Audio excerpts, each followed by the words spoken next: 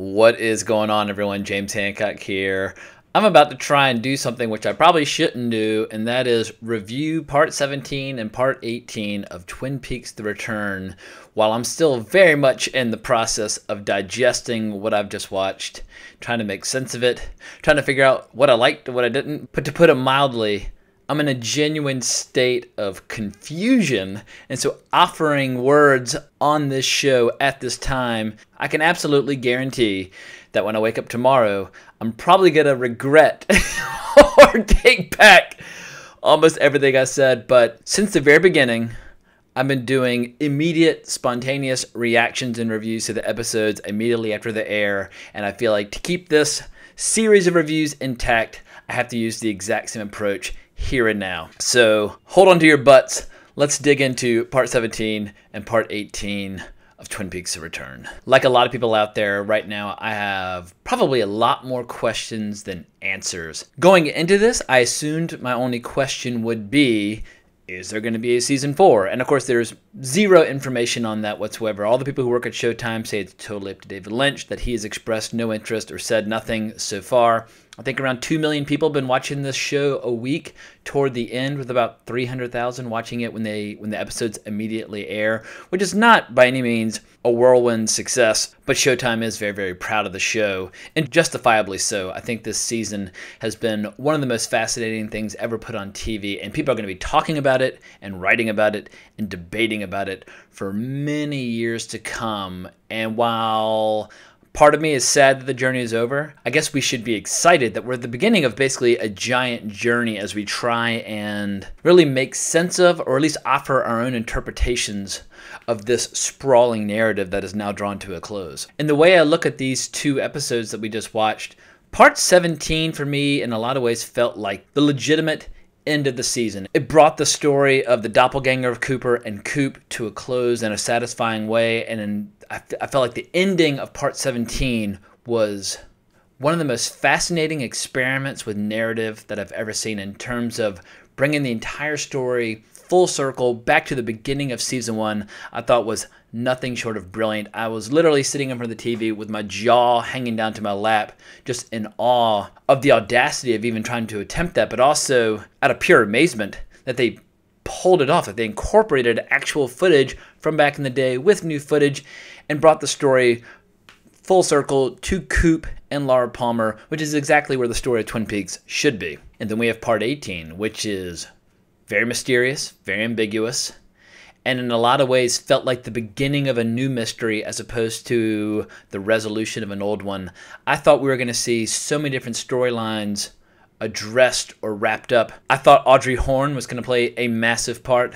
I thought Sarah Palmer was going to play a massive part, neither of which turned out to be true. But I can still recall when The Sopranos drew to a close and how that final shot of the last episode was united an intense debate for a very, very long time. And it's almost as if Mark Frost and David Lynch saw that and were like, oh, you thought that was mysterious. Wait till you see our part 18. Because I imagine even the most devoted hardcore Twin Peaks fans are going to be really conflicted about how they feel about this. Because on one hand, there's a very good chance we might not ever see any more Twin Peaks ever again. So they're going to have to come to terms with the fact this might be the end of the story. And is there enough information there to satisfy all their questions? There's also the possibility that David Lynch might just drop the mic and retire from filmmaking entirely and never give us another show or another movie again. I sincerely hope that is not the case. But if you look at the latter part of his career, basically from like Lost Highway onward, he really seems to have been preoccupied with the dual nature of human beings. And whether you're talking about the Bill Pullman and Balthazar Getty character in Lost Highway, or the Naomi Watts and Laura Herring character in Mulholland Drive, or obviously the quite literal doppelganger phenomenon that we saw in Twin Peaks: The Return, I don't know what Lynch's final goal may have been on this particular theme that seems to have been so intriguing to him for the last 20 years, but I have a feeling this season might be the final word that he has to say on that topic. Whether or not the open-ended nature of the ending of Part 18 leads into a potential 4th season, as a fan, of course, I would love to see that. And it almost seems like he's wiped the slate clean and created an environment where he can start anew, maybe the best thing to do is to go through some of the highlights of part 17 and part 18 and some of the highlights of the season just to help us start making sense of some of this, because I have a feeling this is just the very first step of a very long journey in trying to come to terms with what we just watched. One of the biggest revelations from part 17, and I should say in advance, I think part 17 is probably the most interesting episode of the entire season. While in terms of sheer spectacle, part 8 was probably the most exciting and the most visceral, most mysterious. Part 17 wraps up a lot of storylines, solves a lot of mysteries, introduces some mysteries, and does give us an incredible sense of closure. And I think in terms of, from a narrative standpoint, structurally, it's absolutely astonishing what they achieved with that episode and tying it back to the original scenes from Twin Peaks when Jack Nance goes out to go fishing and says, "She's dead, wrapped in plastic." I mean, we come full circle to that, but see that history perhaps has been changed at this point, which is probably why part 18 was so bewildering in so many ways. Also, I don't know if everybody interpreted this line the way I did, but at the very beginning of part 17, Albert says to Cole that you've gone soft in your old age, and he says not where it counts. And obviously you can interpret that a variety of ways, but was he basically just talking about his dick? I mean, that's obviously something that's very, very important to aging men, whether or not you can still get it up. But that was the first impression I had. Maybe I just have a dirty mind. In any case, what was more important in that scene is that Gordon Cole talks about how he's been keeping a secret for 25 years from Albert. And the secret is this mysterious entity named Jiao Day, which has eventually been shortened to Judy. And this ancient force was unveiled to Cole and Coupe by Major Briggs. And Philip Jeffries was on the trail of this creature as well. And how basically everybody who's pursuing Judy keeps disappearing. This is what Doppelganger Coupe has been searching for. And he ends up back at Jackrabbit's palace where he gets sucked in. And we see this really bizarre sequence where his head and Briggs's head are floating in space, and we see that Coupe almost gets caged up and sucked into a machine and spat onto this giant screening room, and then he appears in front of the Twin Peaks Sheriff's Department, which is pretty cool. And here we get like the real climax of the season. As I said, I look at part 17 as the true conclusion to the storyline, and I almost feel as if they had not aired part 18, people would walk away from the season thinking it was just a slam dunk. You know, maybe a few lingering mysteries are still out there, but on the whole, they would be intensely satisfied.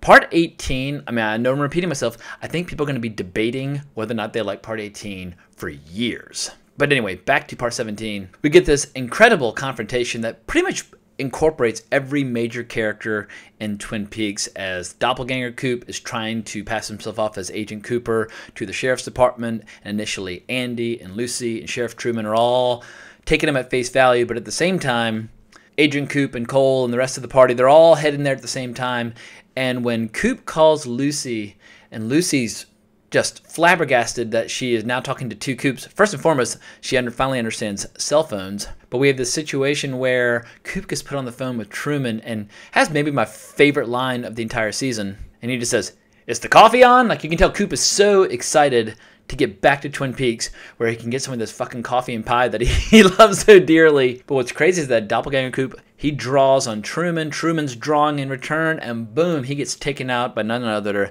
than Lucy. Lucy gets her great big hero moment, which I thought was absolutely outstanding. As everybody gathers around the body, some of the woodsmen appear and start reassembling him. And this is when things really start to get bananas, because down in the jail cells down below, Chad basically tried to break out. Freddie Sykes took him out by punching with his super hand and smacking the door into him, saving Andy's life. And things just start to get really, really hectic and crazy, because we have all the characters in Sheriff Truman's office as this giant orb rises up out of Doppelganger Coupe with Bob's face on it, and it's flying around, and Coupe is firing off instructions to Freddie Sykes. Freddie Sykes is fighting it. He's getting bloodied. He keeps punching it. He keeps punching it over and over again. I mean, it's just complete, total bedlam, insanity, total anarchy. And I have to admit, I was cackling wildly throughout. I was just laughing and laughing because it was just so completely over the top and strange. But in the quiet after the storm, Coupe gets the key to 315, so once again, all the storylines come in full circle. And Nido finally reveals herself to be the real Diane. Basically, her image gets burned away, and we see Diane with the red hair. And what was really interesting is, as when all these characters are reunited, throughout the entire scene, you have Coupe's face superimposed over the entire scene. All this great stuff's happening, like the Mitchum brothers come in and they have the girls bring in a bunch of sandwiches. Coupe and Cole just call out each other's names, which is fantastic. And while I love seeing Diane and Coupe reunited, because for me in a lot of ways it was like a Blue Velvet reunion, seeing Laura Dern and Kyle MacLachlan coming together The superimposed image of Coupe does in a very slow, drawn-out fashion, we live inside a dream. And I have a feeling from that point forward is where all the confusion and debate and excitement is going to come in the days to come as people try to dissect what the rest of the story actually means from this point forward. Because Coupe, Diane, and Cole go into the environment with the dark humming sound.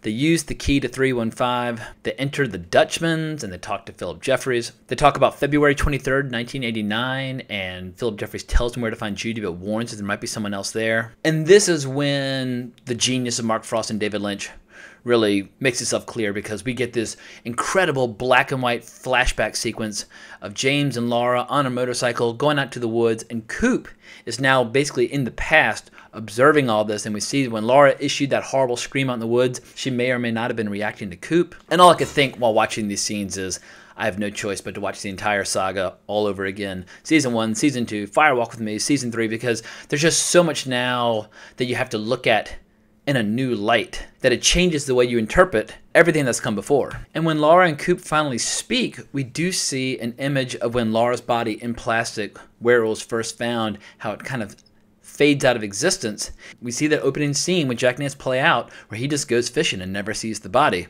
So I feel like at this point, we are now in like a splintered timeline and all bets are off. As much as I would have liked to have seen more of Sarah Palmer in either of these episodes, we do get a shot inside her home as she's smashing Laura's picture and trying to stab it with a broken bottle, but the image seems almost completely impervious to harm. I'm still trying to wrap my head around this. Like, has Laura Palmer effectively been saved from all the forces that were pursuing her at that time? Like I said, I'm still trying to wrap my head around it. And then we get this really mysterious scene as Coupe is leading Laura Palmer through the woods and their hands get separated and we hear these horrible screaming sounds, followed by a nice little scene with Julie Cruz playing a song from season 2, The World Spins. And like I said, I think if they just stopped the season right at this point, people would have accepted it. But the fact that we have part 18 now raises all these new questions that's almost like ripping like a scab off or ripping off a band-aid. It kind of reopens all these questions and wounds, and now I think in a lot of ways people might be more insanely curious than ever before about what the hell is going on and what David Lynch and Mark Frost might have in theory planned for season 4, because we get this unusual story where we see essentially a reworking of what happened to Cooper at the beginning of season 3. But instead, once he leaves the lodge, he and Diane are on a road trip looking for these coordinates, and they're driving through all these electric power lines and that sort of thing. And basically, it's a really, really interesting scene to see them drive together. They stop at a motel, and they have this night, a pretty extended sequence of them making love, and she's kind of like pushing and like mushing his face. It's almost... It's not really like an erotic scene, but it was an interesting scene. And we got My Prayer by the Platters playing in the background. It reminded me almost a little bit of watching Wild at Heart again, maybe just because Laura Dern is obviously in both. But whenever I think of road trips and Laura Dern, of course, Sailor and Lula are going to pop into my mind. Coupe wakes up to a goodbye letter from Linda to Richard, which I guess in theory kind of sort of wraps up that storyline. But I couldn't even really focus on that because I was just trying so hard to just figure out whether or not I was on firm footing as an audience member. I really was struggling with this episode, understanding what was happening. Coupe goes to Judy's coffee shop in Odessa, Texas. And there's a pretty interesting scene where he takes out these 3 kind of good old boys who are harassing a waitress. He's like kicking one guy in the nuts and shooting another in the toe and disarming. It's a pretty cool little action sequence just seeing Coupe in his prime. But he's looking for somebody and he gets her address. And when he gets to the address, it is actually Laura Palmer. But Laura Palmer has no memory of who she is, has no memory of Twin Peaks. Inside her home is a dead dude with a bullet in the head. I mean, obviously, this person, Carrie Page, is up to her neck in trouble. A lot like how Laura Palmer used to be back in Twin Peaks. In any case, Coupe convinces her to come along for a long road trip back to Twin Peaks. And this is actually the best part of the episode where they're driving with what seems like for forever. And it's like classic film noir territory. And there's these ominous headlights that are following them. It reminded me a lot of the Robert Aldrich film Kiss Me Deadly, which opens with one of the most nightmarish, cool, atmospheric film noir sequences ever. But when they roll up to Laura's house, there's a family living there that has no knowledge of Sarah Palmer. And I remember while I was watching, I was kind of checking my watch. I don't wear a watch, but I was checking the clock. I was like, there's 10 minutes to go in this entire season. Why are we wasting time with this bullshit? I was getting really, really frustrated.